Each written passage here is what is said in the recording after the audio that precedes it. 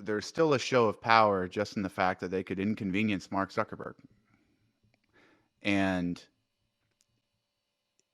it showed how far behind they were in their understanding of the current generation of technology.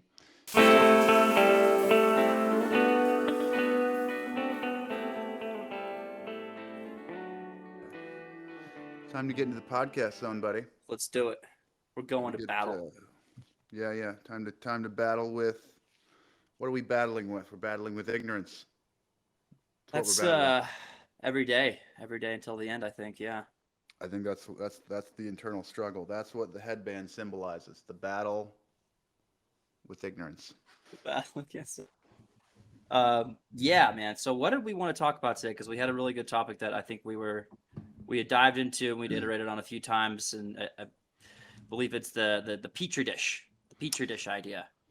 Yeah, the petri dish concept is the one that we started playing with this week. I thought it expressed the way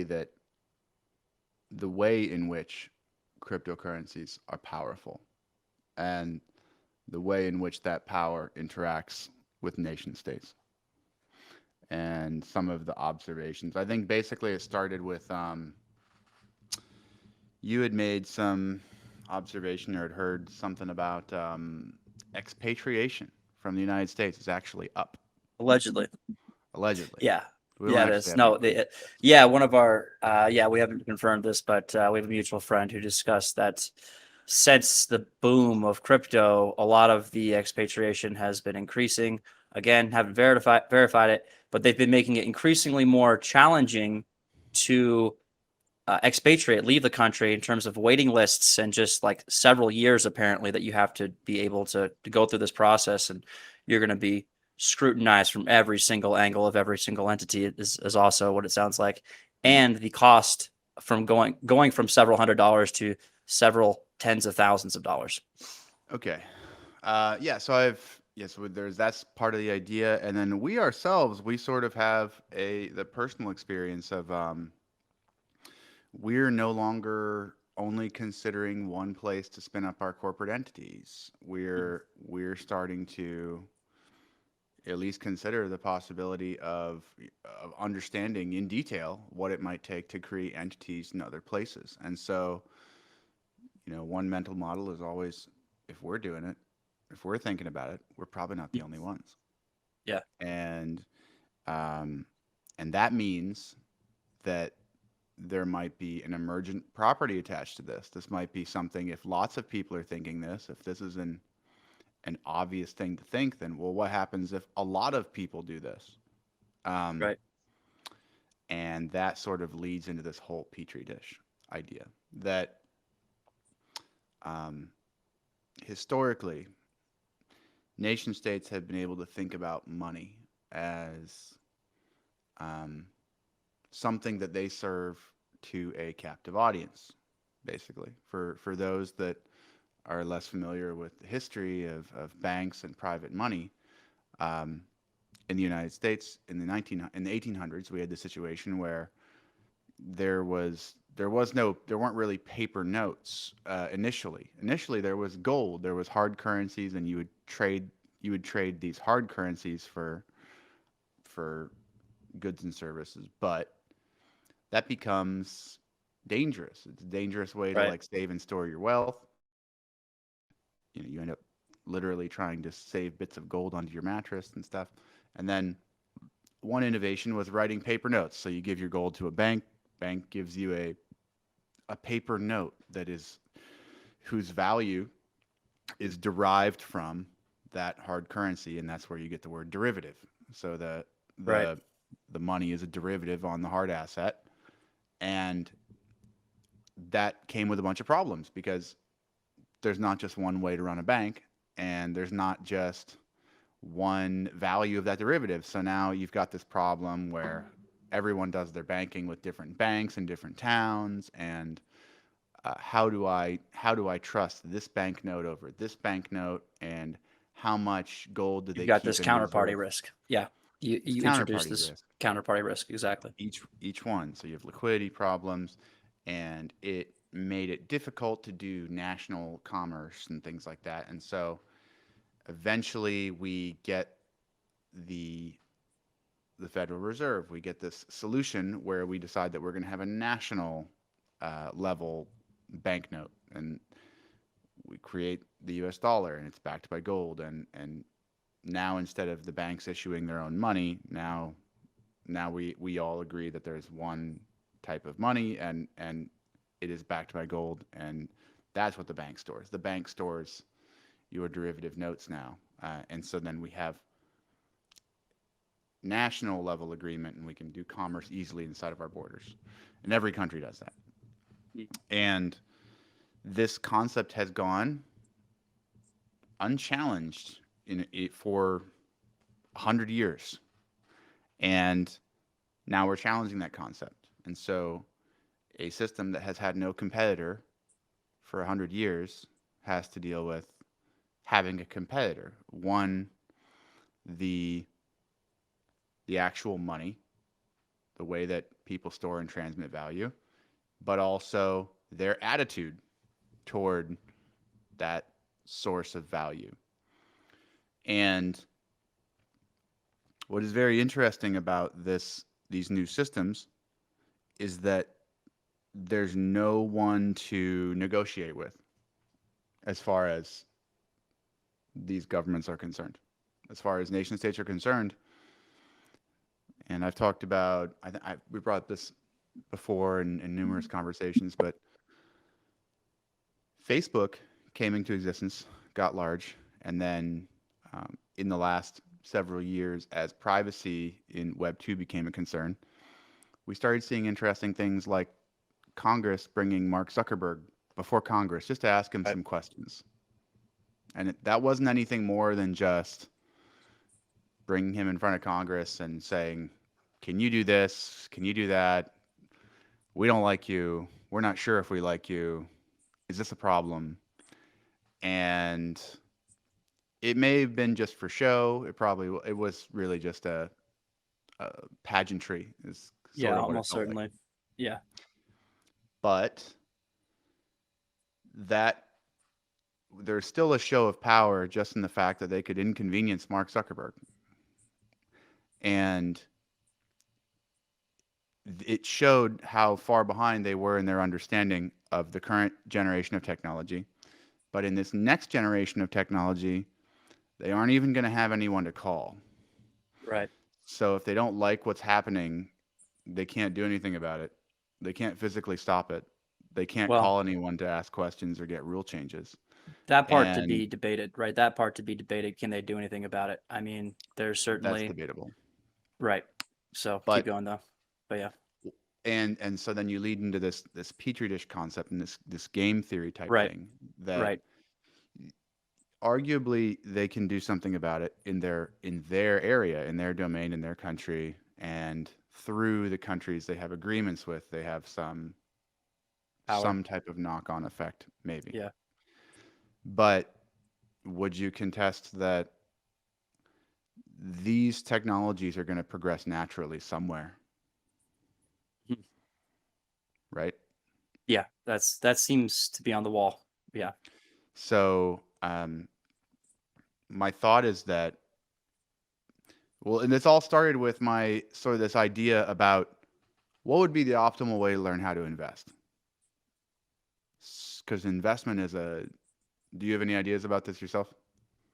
Yeah, we've spoken about it, but I mean, really, the ideas that you were saying was essentially like taking a kid to a coffee shop, understanding, hey, here's a coffee shop that makes money. I'll let you explain your thesis on it, but I guess it would be pretty much anything better than what we're currently doing. I think quite literally any strategy would be better than what's currently happening in, grade schools. Because I remember going through middle school and high school, and there wasn't a single class that was like obligatory personal finance. It was like an elective you could take, but we had to study 4 years of Texas history.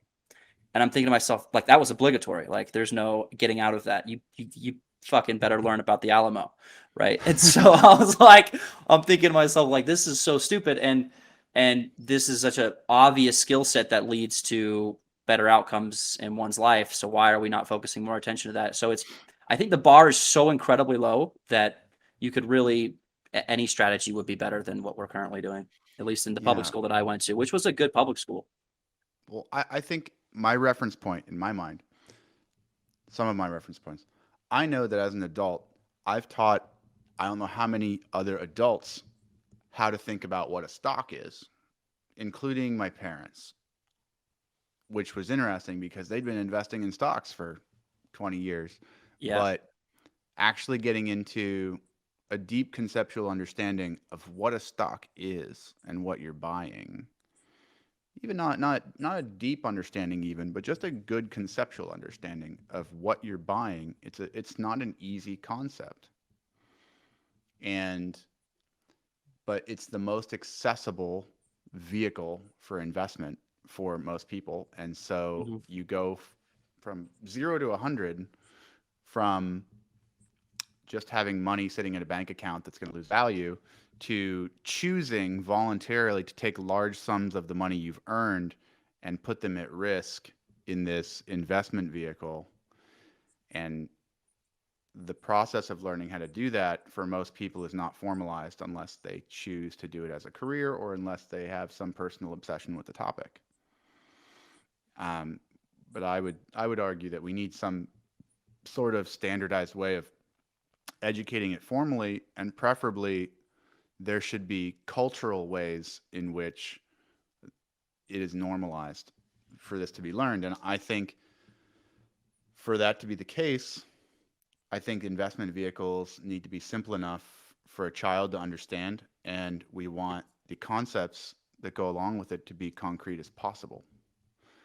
And so I started to imagine to myself, and I think this is the theme with a lot of my thoughts. Like, I'm not seeking to create things that I want other people to argue against because I don't even think that I've built up bulletproof ideas, and I don't Yeah. aim to produce. But what I was clarifying this with a friend the other night, and I was saying, like, listen, like when I present a lot of these ideas, whether it's about liquid democracy or or monetary instruments, I'm simply trying to use a few principles and come up with a structure that's just inventive. I'm trying to use some imagination to paint a picture of that. Look, there's this whole area of unexplored thought that any reasonable person could take a few principles and put together something that might work, that might be better than Mhm. what we have now.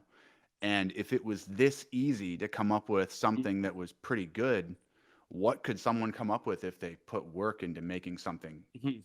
If you had a bulletproof? team of people, yeah, if it was frictionless and you had a lot of thought power behind it, Right. and all you're really essentially doing, and with all we're doing with any of these ideas, is creating dialogue around it, right? Trying Hmm. to better understand the landscape and trying to push into uncharted territories that are now very accessible because of this world we're moving into, right? That a lot of people are not thinking about. So, Yeah. And so for this particular idea, the idea of, well, how right. should we learn how to invest?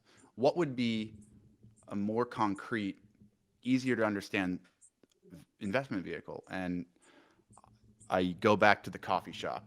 I go back to the coffee shop. I don't know how many times because it's so useful to explain the Visa point, to explain, in this case, the meaning of investment. So for the meaning of investment, I think the ideal scenario is basically a one-on-one parent-child, take a kid to whatever the most popular coffee shop is Hmm. in your town, and you go there during a busy time. You sit down and you say, "Hey, you see that line of people? They're going up there and they're spending money to buy coffee. So this place makes money. They make money, and they're able to pay the people that work here, keep the store running, buy all the stuff that's in this environment. The people in the shop, they could have gone to any coffee shop in town, but they came to this one. So this one's clearly doing something right. And as long as they keep opening the doors, they're probably going to keep making money for who knows how long, maybe forever. Maybe they'll even open a second location or whatever." So you can imagine explaining that to a kid and imagine that being obvious. But then wouldn't it be nice if you could go take a step now toward investment and tell that kid, hey, you can buy a piece of the coffee shop. So we can Right. take $100, we buy a piece of the coffee shop, and the deal is they get $100 right now. So it helps them buy more things, pay people, whatever the case. In exchange, you get a token that represents that you own part of the coffee shop, and you get a piece of the revenue that the coffee shop makes. And so over a certain amount of time, you will earn back all of the $100 you put in, depending on how well the shop's doing, right? Depending on how quickly revenue's coming in. And then you'll be continue to make money forever as long as you continue to hold that token, which its value could go up or could go down based on the total value of the coffee shop and how it's doing. But as long as things keep going, you'll just keep earning money as long as you hold that coin. And so you can draw a straight line between taking a risk now and making money forever. And so I think that's a much more straightforward way to explain investment. And it would be possible in quite straightforward fashion. With the crypto tools we have now, I can imagine writing a contract that would facilitate that whole interaction in a day or two. Mm. And one of the obstacles to creating that is that it's difficult to imagine how the IRS or the SEC might think about that right now. And so the problems are actually in the ground rules of our economy. Right. And it makes me sad in a way because it's going to take quite a long time for those rules to get addressed or rewritten. Mm. But while we have that friction here, It's going to there's be some place that non-existent. doesn't. Right. Some place And the doesn't have that speed friction. and the speed at which we're going to progress through this new world is, going to be very swift, and we're not waiting for anyone to catch up. So Right. people like you and I and other people who are operating in this space, who are being a part of this new economy and are looking to innovate and build, they're going to do a very simple, calculation in their head that says, well, I would, if I have this incredibly cool idea to have a coffee shop owned by its community, I go to prison if I try to do it here. And over here, it's like, all this amazing sensationalized news, and everyone thinks it's great, and the community is super, and like everyone loves it. It's a very easy, decision point for where you're going to want to go and take your idea. And Yeah. so the place that led us to was the sad realization that unless our country in particular, as well as many other countries, are going to adopt to this new framework, what's going to happen is a mass exodus and a brain drain to Hmm. a lot of other, um, perhaps more obscure places. Yeah. And I started thinking about what that looks like. And I thought to myself, well, it tells me that you need to go to whatever places have the most malleable securities laws or whatever places have weak enough states that they can't confront the new technology and where the new technology can become successful faster than they can enforce against it. And Mm. humans have this interesting thing that once something is going and successful, they immediately don't have a problem with it. So if this Kind type of of just like the path technology, of least resistance is kind of the principle that's being applied there. right? Yeah. So Yeah. so this stuff is going to show up, and there are going to be some daring people that create companies possibly in places which already have securities laws, but don't have the wherewithal to enforce their own securities laws. And then Mm. they will create things that are incredibly popular in communities, and it will work very well, and it will begin to build the status, recognition, and attention of that community. And some of these smaller states will have little political leaders that say, "Oh, well, if it ain't broke or if it's working, I don't want to oppose it. I don't need an uprising. I guess we're going to change the securities laws."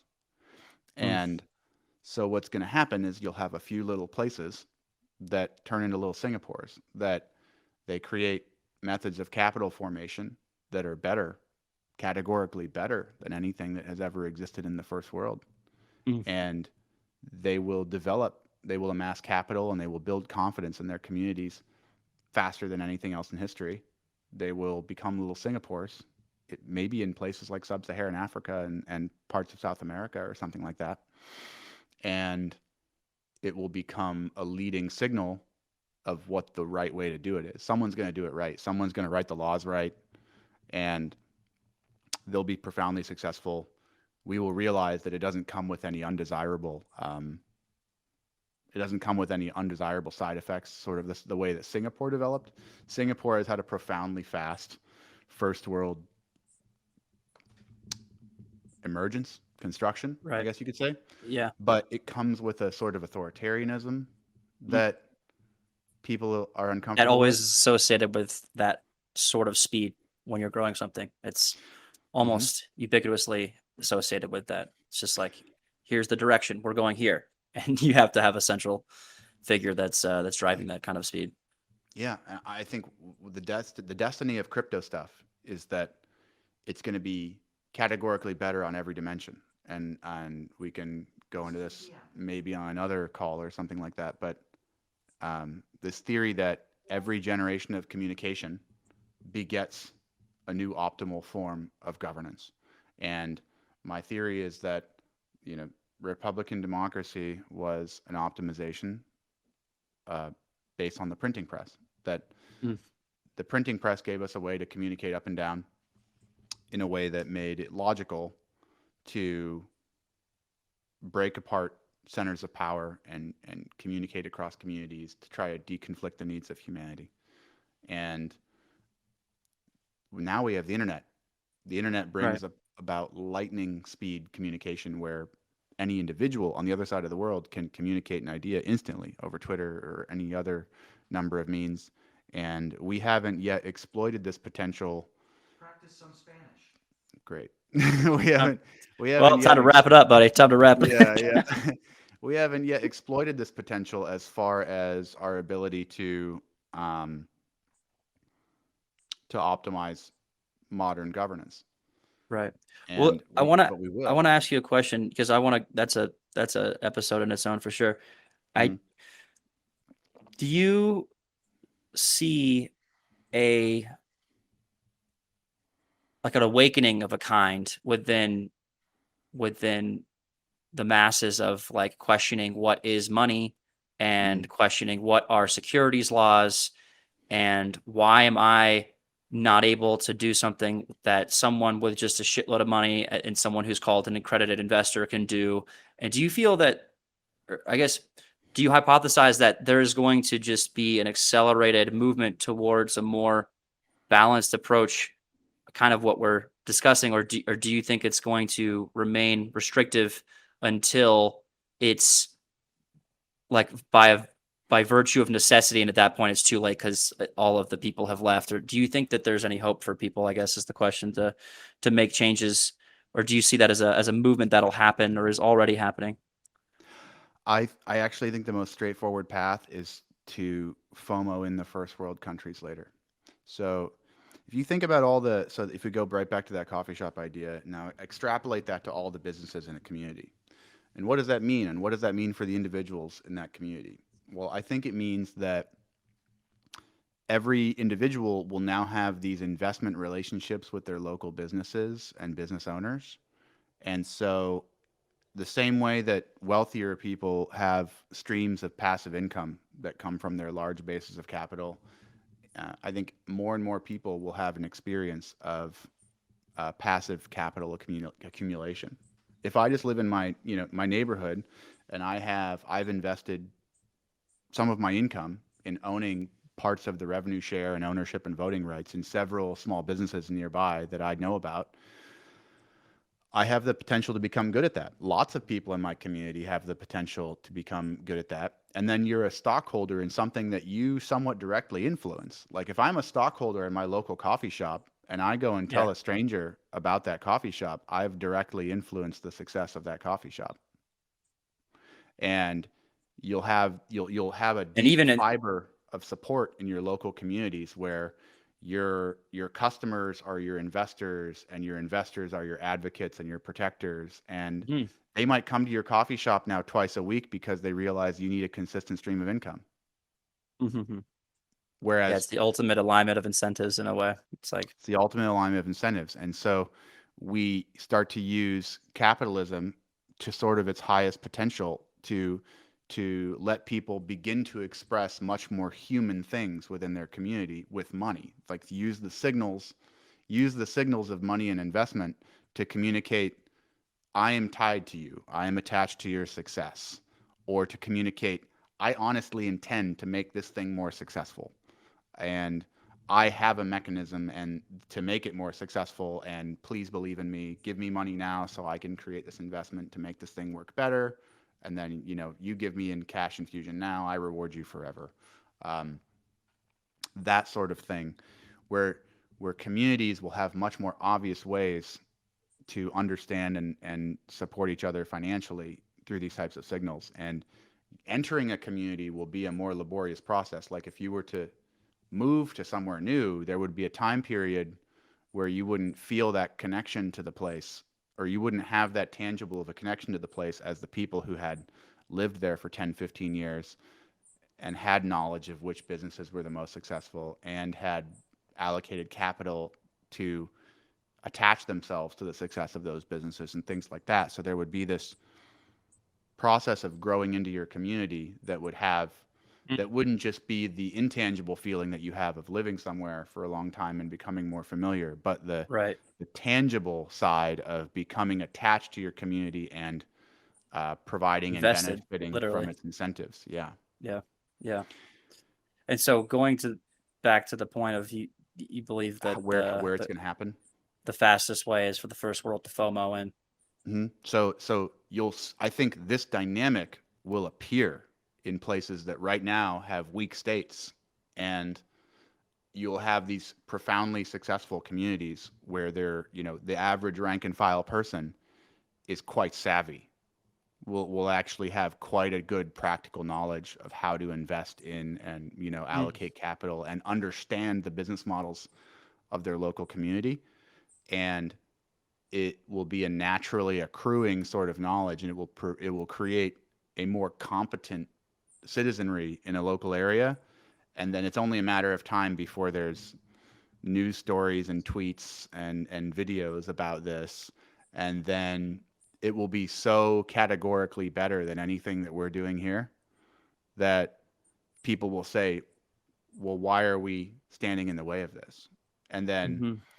politicians will basically then have the choice about changing regulatory frameworks to make it look more like the stuff that's. So there's a difference. There are Yeah. things that are controversial and things that aren't controversial. Things are only controversial when there's no one who obviously knows better. Um, things are controversial when your word is no better than mine, and we don't have a good black and white way to identify who has the better idea. But there is no controversy if there's a system that is better on all dimensions. If it's more free, if it makes more money, if it just does everything better, it's a better So what system. are There's no so controversy. what are so surely there's some aspects of this Hmm. that opens up different areas of risk. It's like kind of you're tearing down and rebuilding a new structure. So in that, to say that it's better on every single front is a pretty bold claim, and maybe it is. But is there anything that you could foresee that would go wrong, or that would make this uh, deterioration? There'd be a deterioration of a certain part of the system. Hmm. Well, I can see how your tax structures would have to be different. You would have to have a dynamic revenue collection, right? So instead of reporting taxes yearly through paperwork, it might just be expressed through a smart contract. You might just have a smart contract agreement God, that yeah, every that dollar that comes is into my business, it just gets split and a part of it goes over there and I never see it. that'd be so much easier. Fuck, I would. Right? Yeah, I mean, I It's honestly like you say it out loud and you're like, that sounds impossible, but we're very bad at predicting what 10 years into the future looks like in the exponential age, So I mean, perhaps that you're kind of relying on one of the most bloated, systems to produce that change. It's gonna take some time, I would imagine, but yeah. Let's go down that. So this is the same thing, right? Where I'm not even thinking that hard about, but I'm just trying to be creative with what's possible.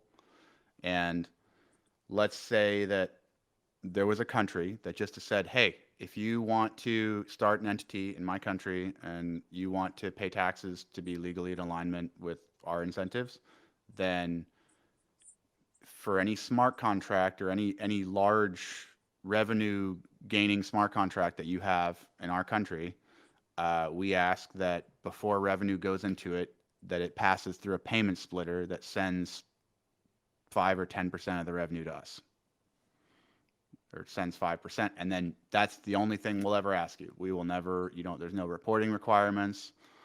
That's it. 5% of the revenue comes to us. Would you make that deal? I'd make that deal. Yeah, that'd be an easy deal to make. It's an easy deal to make. No reporting. You just fire your CPAs. Just revenue splitter. 5% of the revenue goes to the government. No questions asked. You never get asked about it again.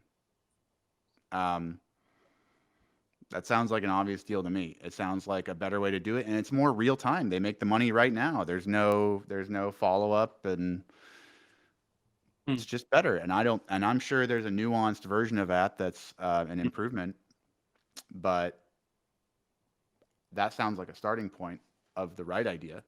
It sounds like it does, like a leap above wherever we're at now with any country. It sounds like a leap above anyone's tax system. Yeah, ultimately having all taxes be done on the blockchain would be unimaginably better, because you wouldn't have to worry about, is this person hiding some things? I mean, you could try, but you'd ultimately be shooting yourself in the foot with some, blockchain analytics company that ties some wallets together, and then, you did something you weren't supposed to, and then you're screwed. So most all people are going to opt into being in integrity. Hey guys, we had a little bit of a technical difficulty with the end of that last podcast, but hope you enjoyed it, and we'll see you on the next one. Stay crispy.